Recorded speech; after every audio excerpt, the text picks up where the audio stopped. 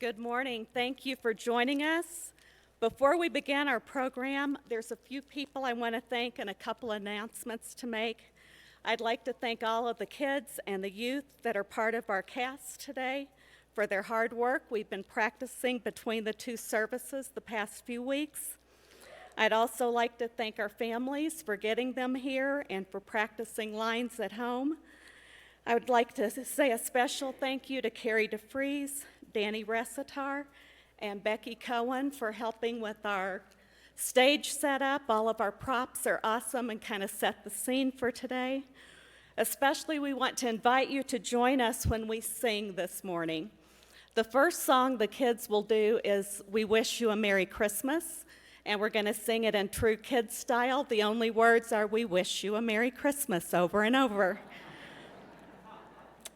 My prayer is that today, when you came in, if you got one of these little hearts, each of the kids in the program will be getting one today. My prayer is that if you're feeling a little Grinchy 20 days before Christmas, that watching our program, that you, like the Grinch, will remember the Christ in Christmas, and that your hearts will grow at least 3 sizes today. Enjoy our program.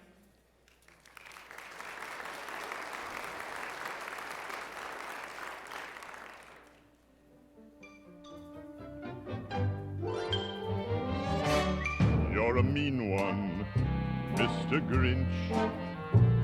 You really are a heel. You're as cuddly as a cactus. You're as charming as an eel, Mr. Grinch. You're a bad banana with a greasy black peel.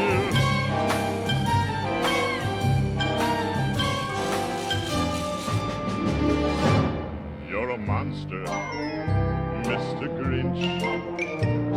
Your heart's an empty hole. Your brain is full of spiders. You've got garlic in your soul, Mr. Grinch.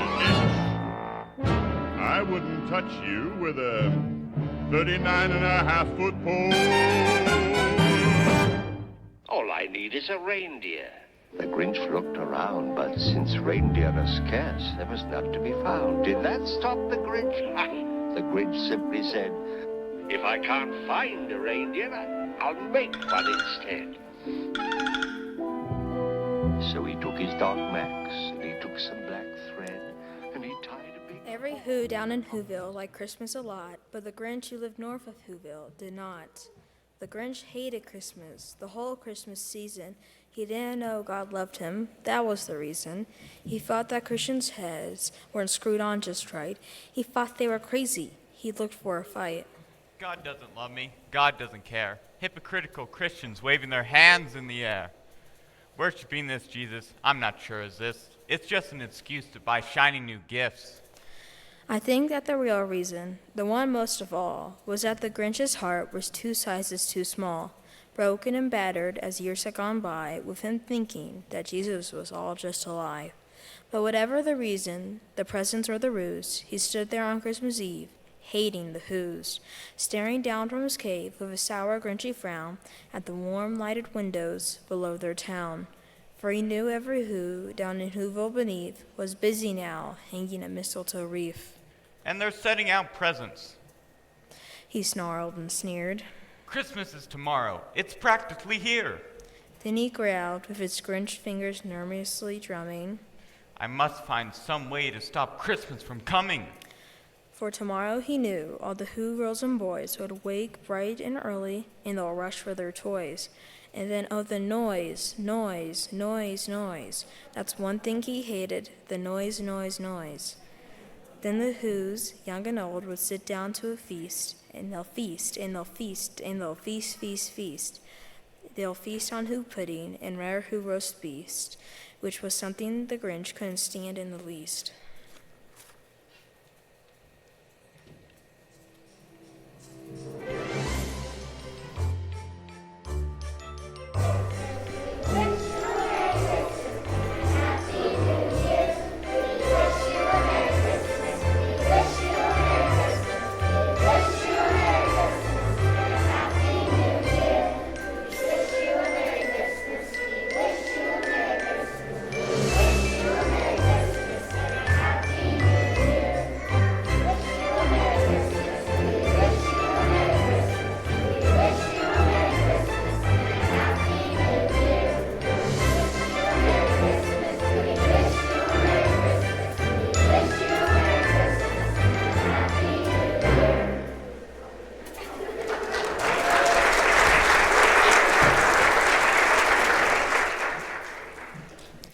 And then they'll do something he liked least of all. Every Who down in Whoville, the tall and the small, will stand close together with church bells ringing. They'll stand hand in hand, and the Whos will start singing.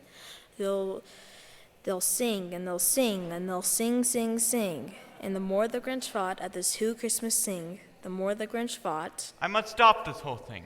Why, for 53 years I've put up with it now. I must stop this Christmas from coming. But how? Then he got an idea, an awful idea. The Grinch got a wonderful, awful idea.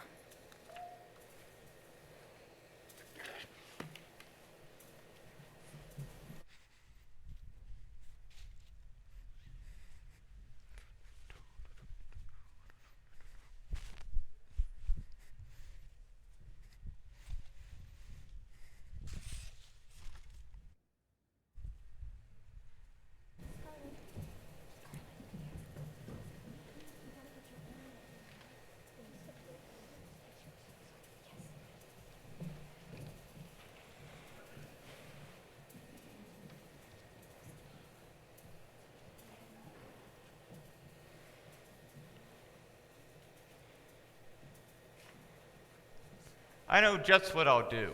The Grinch laughed in his throat and made a quick Santa Claus hat and coat. He chuckled and clucked. What a great Grinchy trick.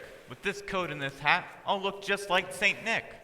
Now, all I need is a reindeer. The Grinch looked around, and since reindeer are scarce, there was none to be found. Did that stop the old Grinch? No, the Grinch simply said, If I can't find a reindeer, I'll make one instead. So he called his dog Max, and he took some red thread. He tied some antlers on top of Max's head. Then he loaded some bags and some old empty sacks into a ramshackle sled and hitched up old Max.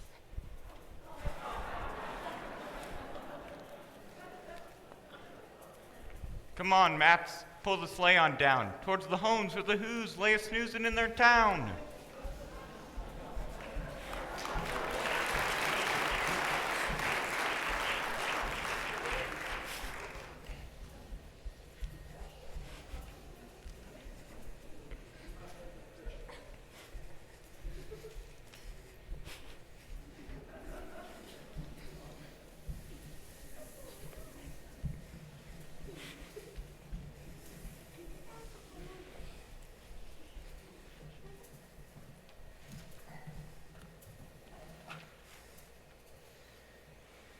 All their windows were dark, quiet snow filled the air. All the Whos were all dreaming, sweet dreams without care. When he came to the first little house on the square, This is house number 1.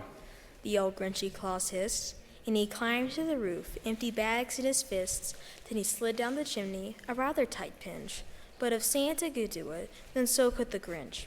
He got stuck only once, for a moment or two, then he stuck his head out at the fireplace flue, where the little Who stockings all hung in a row.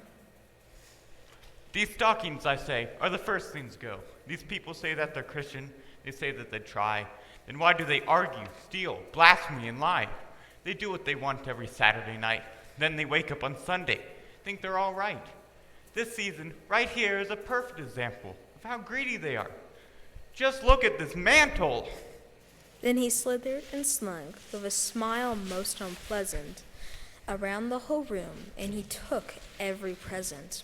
He took pop guns and bicycles. He took roller skates and drums.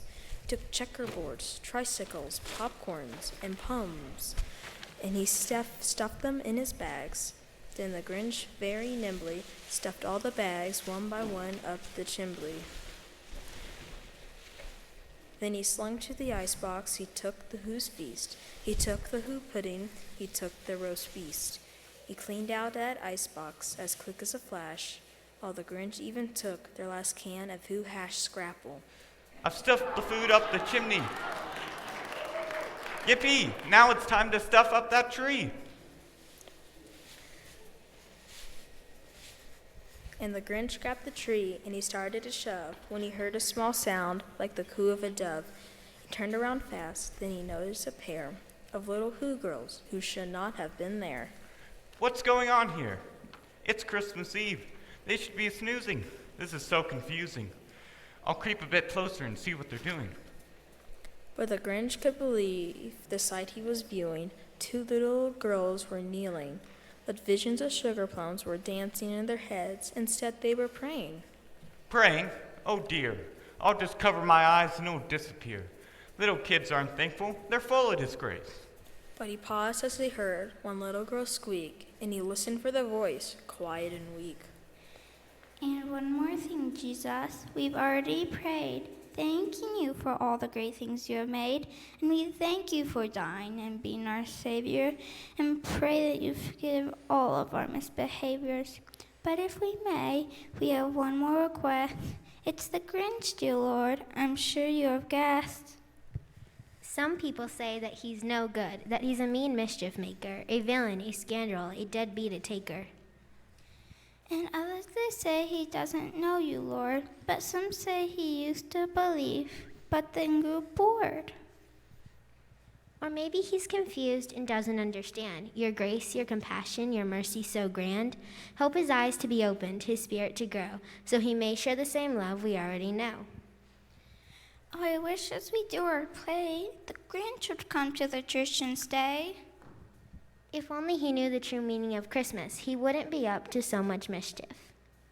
Then the Grinch paused for a moment, then coughed, and said in a deep voice, So, this Grinch has a choice? Just then the Grinch felt his heart starting to grow, but sadly, 2 rotten boys had to show. It's time to go to the church for the play. It's not time to waste and pray. Ha ha ha. The Grinch would ruin the play. Ha ha ha. The Grinch would ruin the play, don't you know? The Grinch looked around with a smirk on his face, and he started to make his way out of that place. The last thing he took was a log for their fire. Then he went up the chimney himself, the old liar. On their walls he left nothing but hooks and some wire, and one speck of food that he left in the house was a crumb that was even too small for a mouse.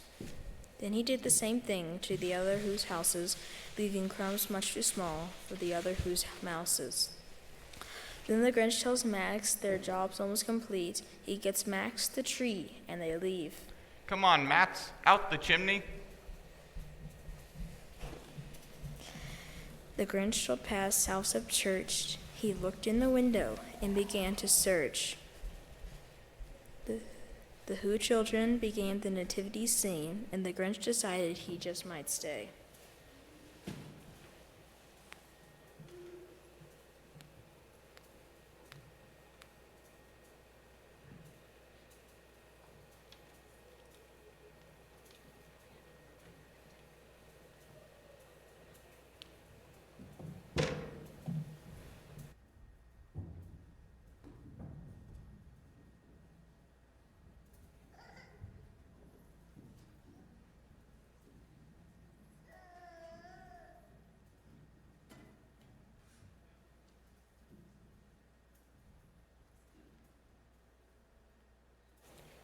From Luke 2 and Matthew 2.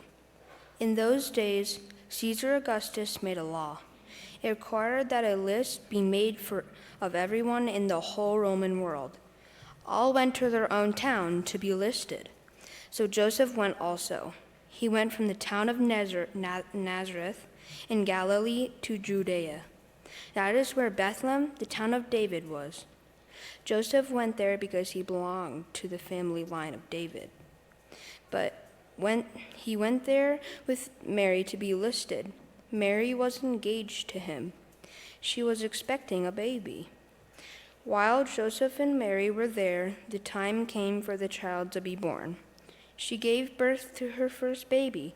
It was a boy. She wrapped him in large strips of cloth. Then she placed him in a manger. There was no room for them in the inn. There were shepherds living out in the fields nearby. It was night, and they were looking after their sheep. An angel of the Lord appeared to them, and the glory of the Lord shone around them. They were terrified. But the angel said to them, "Don't be afraid. I bring you good news of great joy. It is for all the people. Today, in the town of David, a Savior has been born to you. He is Christ the Lord. Here is how you will know I am telling you the truth. You will find a baby wrapped in strips of cloth and lying in a manger. Suddenly, a large group of angels from heaven also appeared. They were praising God. They said, "May glory be given to God in the highest heaven, and may peace be given those he is pleased with on earth." The angels left and went into heaven. Then the shepherds said to one another, "Let's go to Bethlehem. Let's see this thing that has happened, which the Lord has told us about." So they hurried off and found Mary and Joseph and the baby. The baby was lying in the manger. After Jesus' birth, wise men from the east came to Jerusalem. They asked, "Where's the child who has been born to be King of the Jews? When we were in the east, we saw his star. Now we have come to worship him." The star they had seen when they were in the east went ahead of them. It finally stopped over the place where the child was. When they saw the star, they were filled with joy. The wise men went to the house. There they saw the child with his mother Mary. They bowed down and worshipped him. Then they gave him gold, frankincense, and myrrh.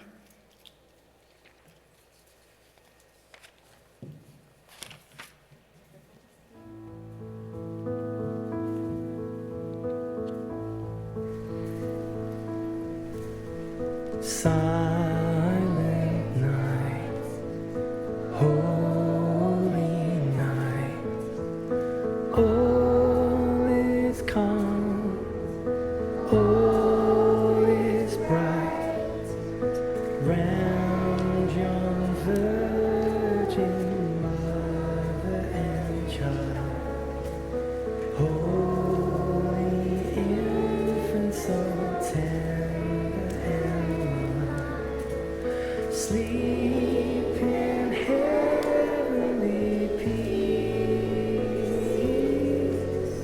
Sleep in heavenly peace.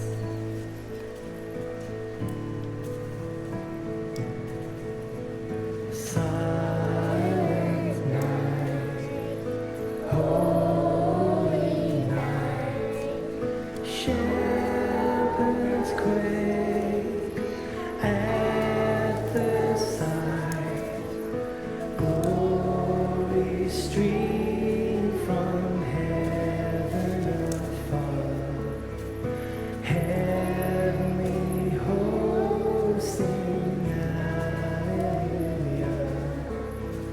Christ their Savior is born. Christ their Savior is born.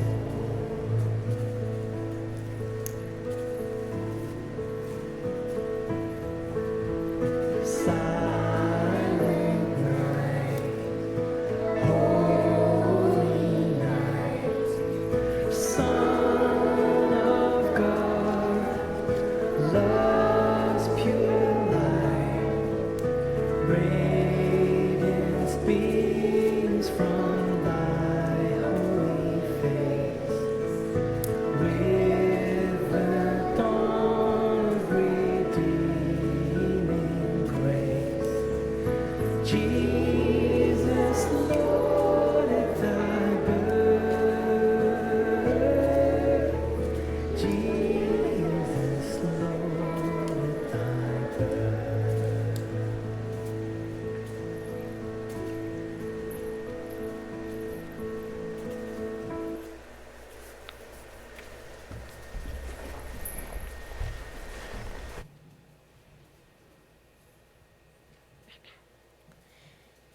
Even though the Grinch felt his heart thump, he refused to believe that Jesus was real, so he growled and he grumped and he pressed his heart still.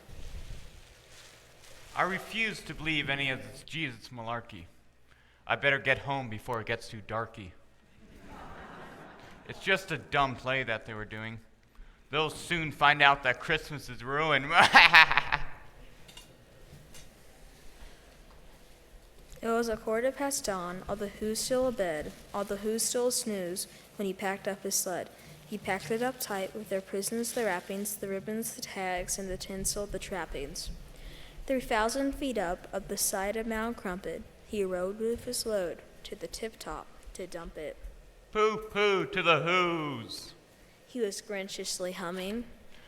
Soon they're finding out that no Christmas is coming. They're just waking up. I know what they'll do. Their mouths will hang open a minute or two. Then the Who's down in Whoville will all cry, boo-hoo! That's a noise, I must say, that I simply must hear. So he paused, and the Grinch put his hand to his ear, and he did hear a sound rising over the snow. It started out low, then it started to grow.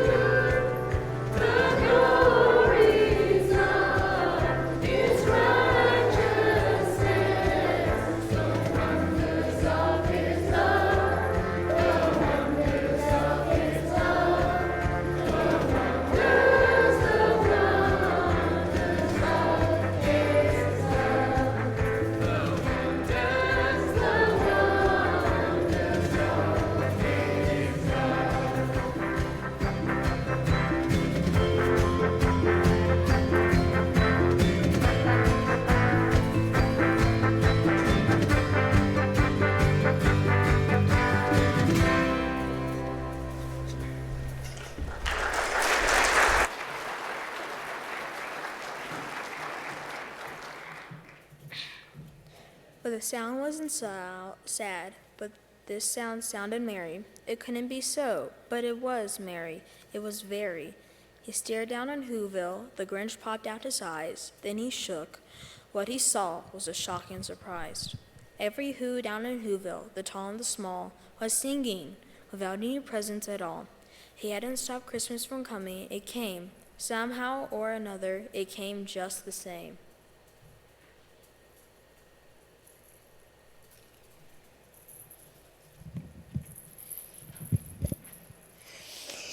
Thank you, dear God, from your gifts from above.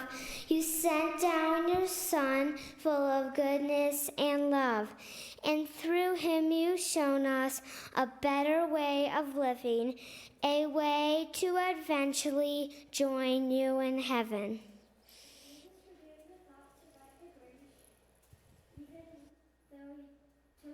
And wrench. He must be so lonely to be just such a smug.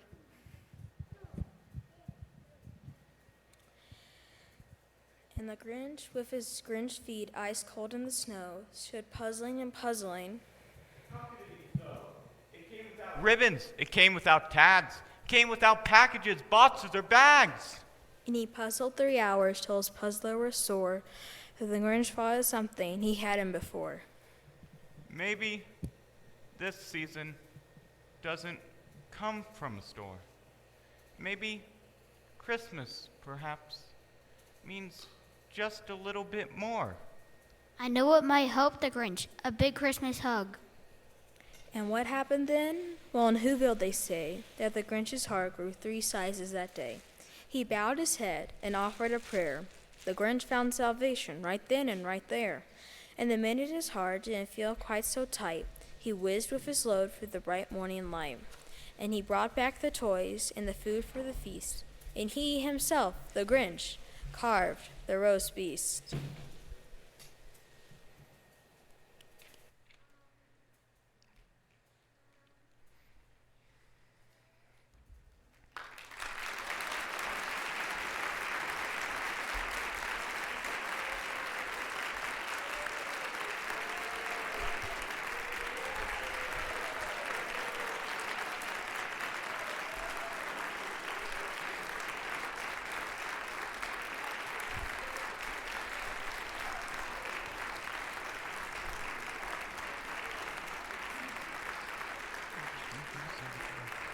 I'm just gonna set this over here. Just right now, right?